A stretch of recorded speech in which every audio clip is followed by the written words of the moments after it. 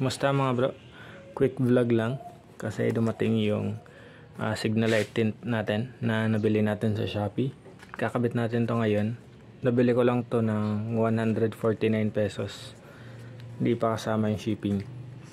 So ilalagay ko na lang yung link sa description kung gusto niyo ng ganito. So yan, lagay muna natin. So dito tayo magsimula. Punasan muna natin yung signal light natin.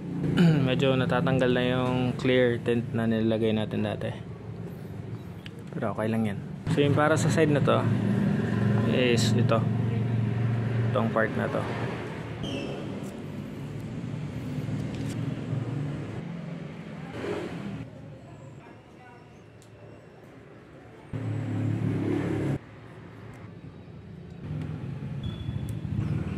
So yan mga bro, sobrang dali lang naman niya ilagay, dahan-dahan lang talaga.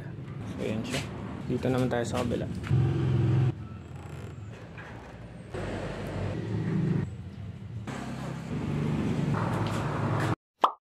So ayan na siya mga bro, sobrang dali lang ikabit, sobrang ganda. Ayan, try natin pa ilawin.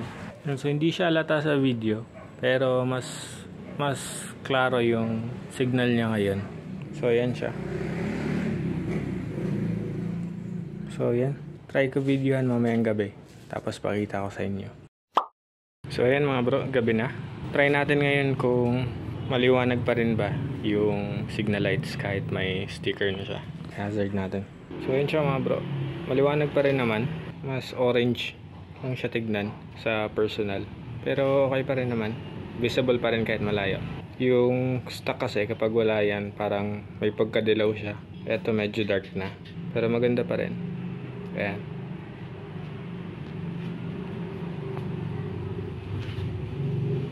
So ito yung sa likod niya, ito yung stock. So di naman nagkakalayo, medyo dilaw lang talaga to. Dito sa harap mas orange na. So yan mga bro, hanggang dito na lang. Maraming salamat sa mga nanood. Short video lang naman to kung paano i-install yung signal light sticker. So yan, hanggang sa susunod ulit.